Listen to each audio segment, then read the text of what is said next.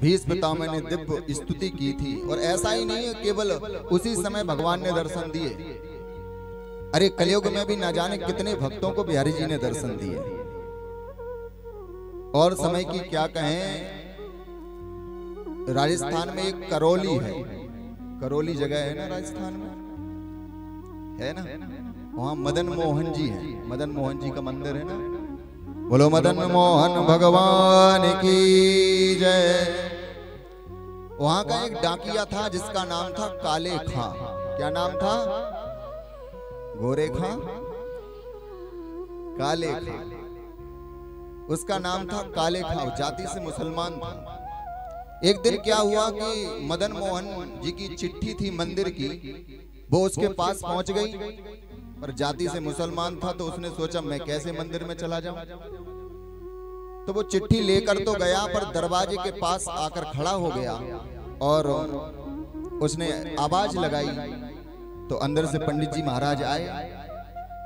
पंडित जी ने चिट्ठी ली, पर जैसे ही वो पंडित जी अंदर जाने लगे ना, तो थोड़ा सा दरवाजा खुला, और दरवाजा खुला काले खां की, जो एक बार मदन मोहन जी के दर्शन काले खां ने किए हैं तो वो तो ठहर गया, वहीं थम गया। नैनों ने नैनों से मुलाकात कर ली, रहे दोनों खामोश सारी बात कर ली। कोई बात नहीं है, पड़ोसी आएंगे बजाने, ये थोड़ी ना। काले खां एक बार देखा काले खां ने बिहारी जी की उस छटा को, वो तो मंत्र मुग्ध हो गया। उसने पंडित जी से आग्रह किया, हे पंडित जी थोड़ा सा आप ये दरवाजा थोड़ा सा और खोल देंगे, मैंने अभी से बिहारी जी को सही से, मदन मोहन जी को देख नहीं पाया। और जब जैसे ही पूरा दरवाजा खुला है ना, तो उसने तो आज जो पोस्टमैन था वो नौकरी को त्याग दिया, अपनी जाति को त्याग दिया, और बस मदन मोहन जी के उन ख्यालों में खो गया।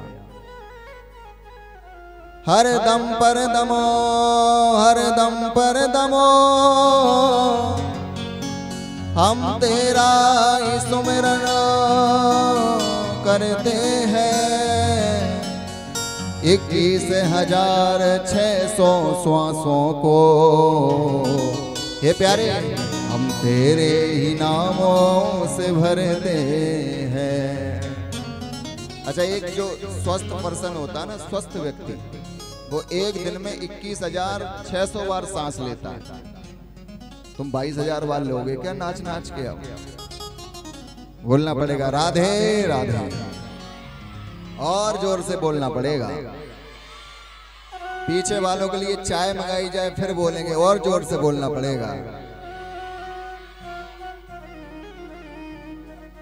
सुध बुध खो गया वो काले खां, और बस नौकरी छोड़ दी, अपनी जाति को भी त्याग दिया, और दिनों रात बस मदन मोहन जी को याद करता रहा।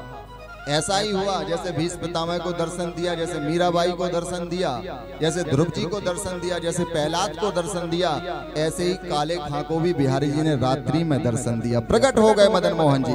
बोला मदन मोहन भगवान की जय। और दिव्य रास का अनुभव काले खां को कराया। पर जब बिहारी जी गए हैं ना सुबह सुबह के, मंदिर का भी टाइम है, नहीं तो मंदिर में खाली देखेंगे भक्त घबरा जाएंगे, बिहारी जी कहाँ चले गए। तो उनका जो नूपुर था ना वो वहीं छूट गया। अब बिहारी जल्दी जल्दी पहुंच तो गए, पर नूपुर छोड़ गए। यहाँ तो हल्ला हो गया कि बिहारी जी का नूपुर किसी ने चुरा लिया। अखबार में खबर छपवा दी कि बिहारी जी का नूपुर कोई चोर ले गया, बिहारी जी का नूपुर कोई चोर ले गया। अखबार में जैसे ही खबर छपी तो काले खां वो उस नूपुर को लेकर गोसाई जी के पास पहुंच गया, और गोसाई जी के पास जाकर कहा कि आप पहले मेरी पूरी बात सुन लेना, जब ही मुझे दंड देना। गोसाई जी के पास जाकर कहा कि ये जो नूपुर आपका जो चोरी हुआ है वो किसी और के पास नहीं, वो मेरे पास है। गोसाई ने आवाज लगाई, यही चोर है, पकड़ लो इसको काले खां। अरे जाति से मुसलमान है इसलिए हमारे यहाँ घुसा चला आ रहा है, हमारे बिहारी जी का नूपुर ले गया, चिट्ठी देने के बहाने हमारे बिहारी जी का नूपुर लेकर चले गए।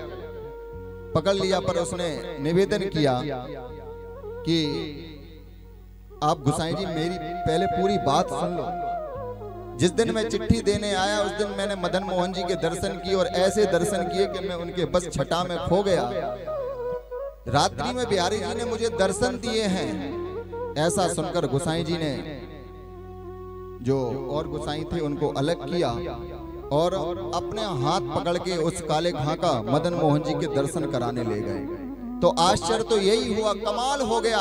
वो काले खां जैसे ही दर्शन करने पहुंचा है तो बस बिहारी जी के चरणों में जाकर समाहित हो गया और उसका देह भी वहां पर नहीं मिला। देह सहित मदन मोहन जी के अंदर समाहित हो गया। बोलो वृंदावन बिहारी लाल की जय, बोलो राधा रानी सरकार की